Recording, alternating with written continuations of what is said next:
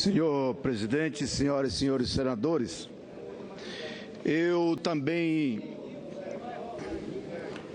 não queria escrever o meu discurso, porque eu queria deixar também a minha emoção soltar neste momento.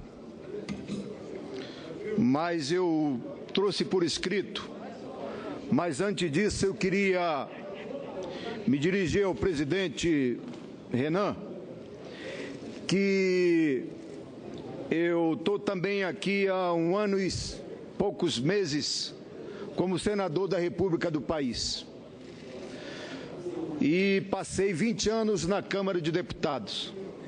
Vivi os grandes momentos recentes pós-ditadura militar lá na Câmara Federal. Desde a famosa CPI do orçamento, da questão dos anões, o processo do impeachment do então presidente Fernando Collor de Mello, e vivi e fui envolvido na chamada CPI dos Correios, que depois se transformou, apelidado pela grande mídia, o processo do Mensalão.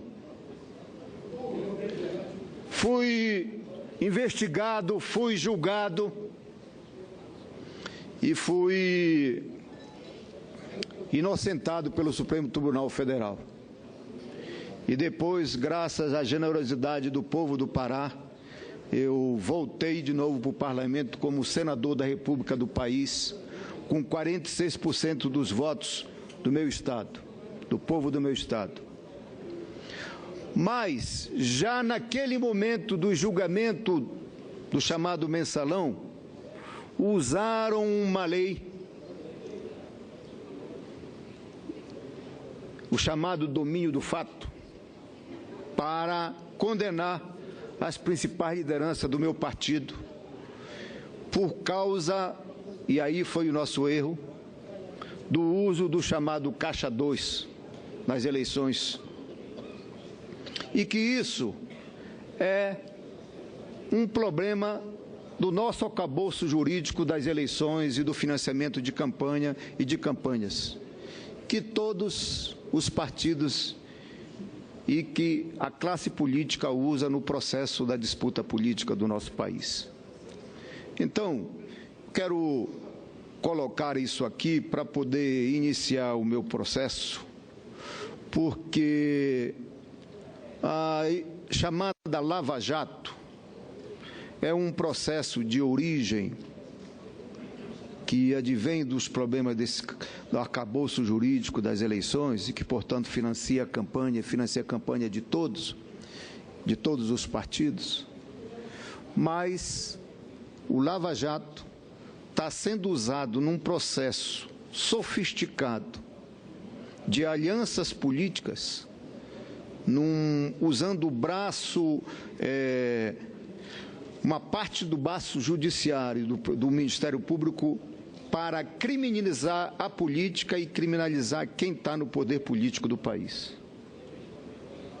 E antecipo, a narrativa política usada pela grande imprensa, pela imprensa monopolista, é para condenar aqueles que estão no poder, principalmente o Partido dos Trabalhadores, as suas principais lideranças, e que envolve a disputa de poder no nosso país.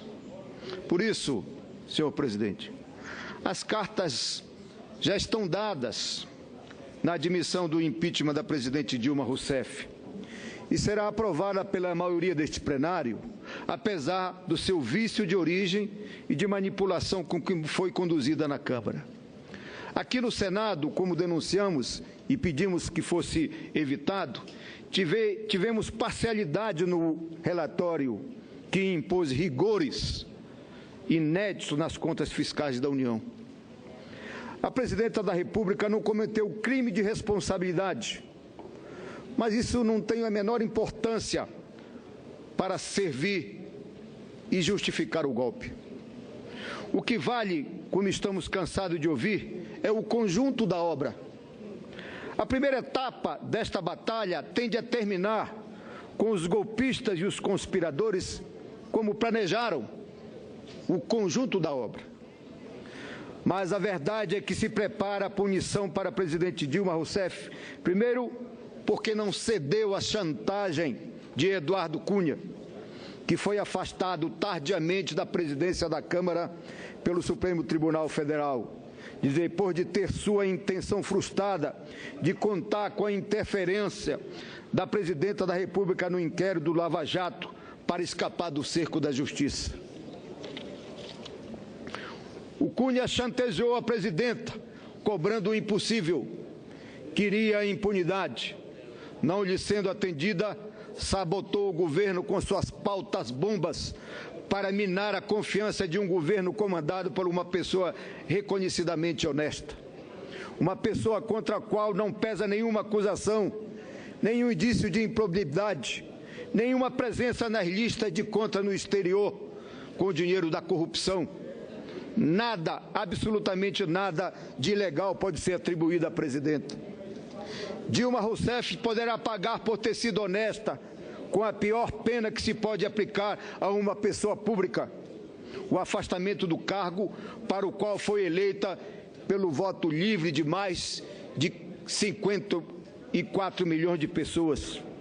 Dilma poderá pagar, a partir desta sessão, no Senado, com a perda temporária do cargo, mas quem mais perderá, na realidade, serão as nossas instituições, será a integridade da nossa Constituição, será a democracia, serão milhões de eleitores que acreditaram nas propostas de um país mais justo e solidário, num Brasil para todos.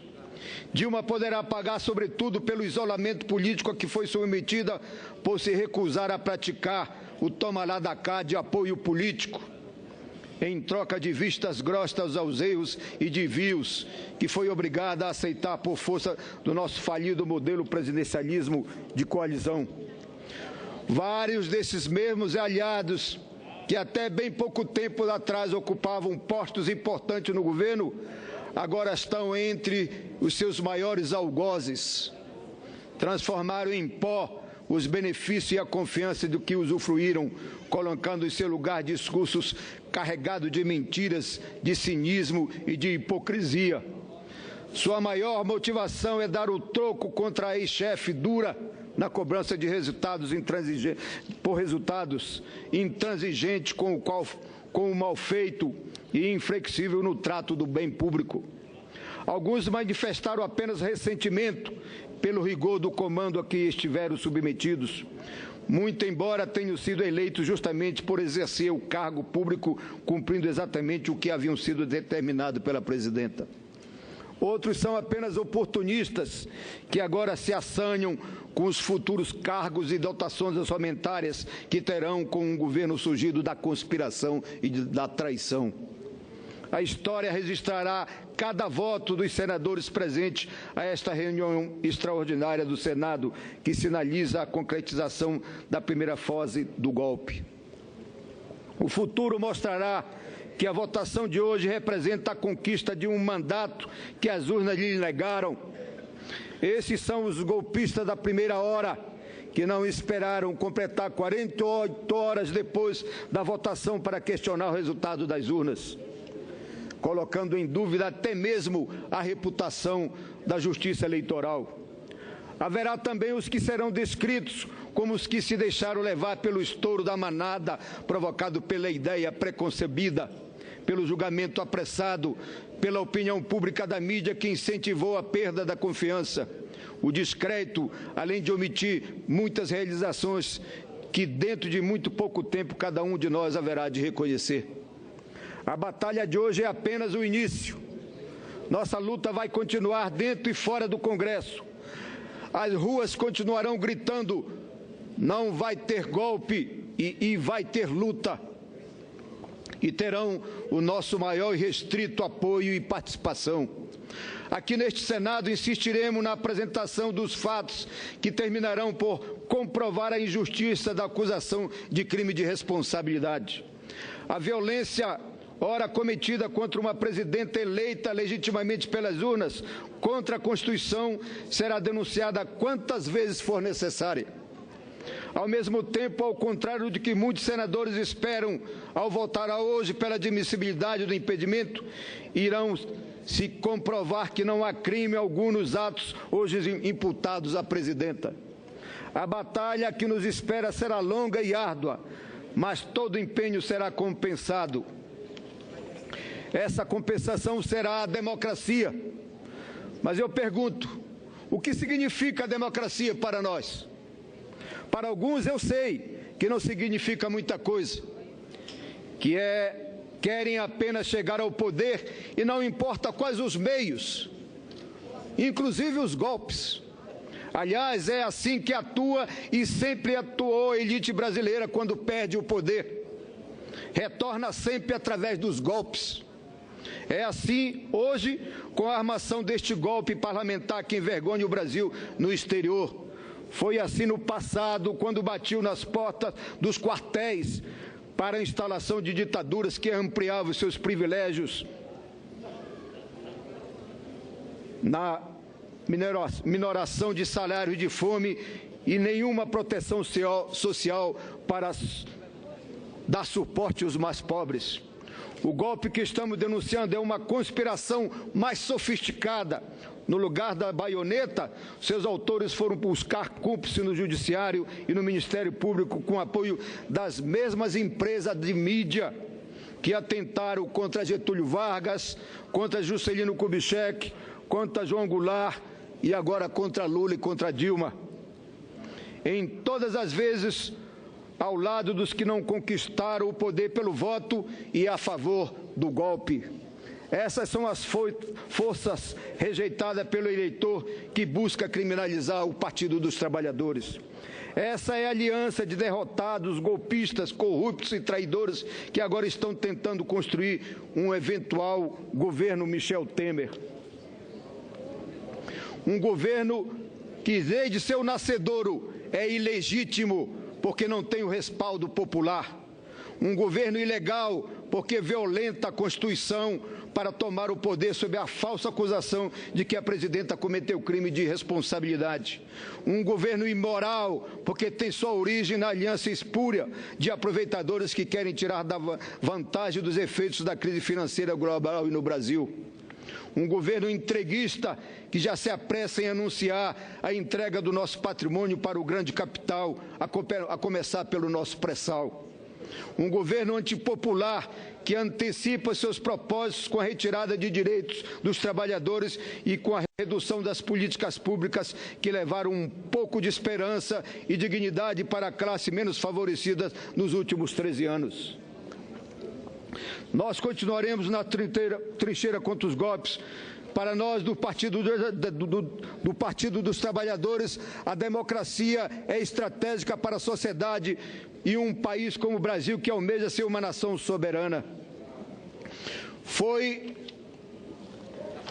com autonomia que alcançamos essa democracia que o Brasil deixou de falar fino com os Estados Unidos e falar grosso com a Bolívia.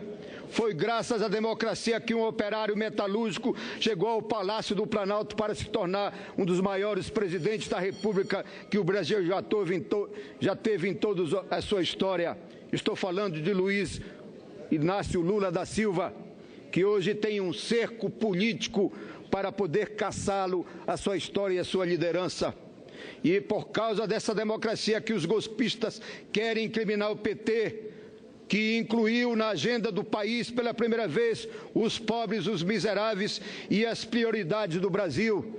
Nós temos muito orgulho de afirmar que somos responsáveis pelo surgimento de nova classe média que ampliou no mercado interno como nunca tinha acontecido antes. Nós, de fato, reduzimos a pobreza.